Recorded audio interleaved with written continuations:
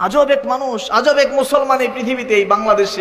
ইন্না সলাতা তানহা আনিল ফাহশাই ওয়াল মুনকার। আল্লাহ বলেন নিশ্চয় নিশ্চয় নামাজ অস্থিরতা থেকে, মানুষের পাপ কাজ থেকে মানুষকে বিরত রাখে।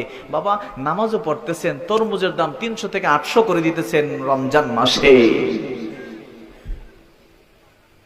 সারাদিন থুতু আপনি গিলতেছেন না, নামাজ রোজা ভেঙে যায় কিনা? আপনি সারাদিন থুতু গিলেন না, ভয়ে রোজা ভেঙে যায় কিনা এই সন্দেহে।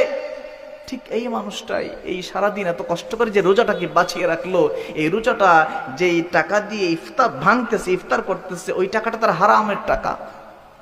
আজব এক মানুষ, আজব এক মুসলমান এই পৃথিবীতে, এই বাংলাদেশে বিশেষ করে। সারাদিন থুতু গিলেন না, ভয়ে রোজাকে টিকানোর জন্য সেই রোজার ইফতার করতেছেন আপনি হারাম টাকা দিয়ে। একটা মানুষ সারাদিন রোজা রেখে কষ্টে পানি যেটা খায় না, সে সারাদিন 12 ঘন্টা 16 ঘন্টার পরে ইফতার করবে যে খেজুর দিয়ে। আপনি ব্যবসায়ী, দাড়িওয়ালা ব্যবসায়ী, টুপিওয়ালা ব্যবসায়ী, পাঞ্জাবিওয়ালা ব্যবসায়ী, এমনকি নামাজি ব্যবসায়ী, আপনি 500 টাকার খেজুর করে দিলেন 1200। আপনিও মুসলমান, আপনার রোজাটাও কবুল হবে আপনি আশা করতেছেন। আপনি এমন এক ব্যবসায়ী হয়ে গেলেন যে ব্যবসায়ী আল্লাহর বান্দার রোজা রাখাটাকে কষ্টকর বানিয়ে দিলেন।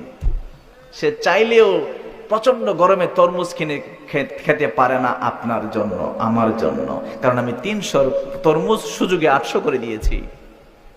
আবার আমি বলছি তাড়াতাড়ি নিলে নাও, নাইলে জামাতের টাইম শেষ হয়ে যেতেছে। জামাতের নাকি টাইম শেষ। আজব এক পৃথিবীর মানুষ আমরা।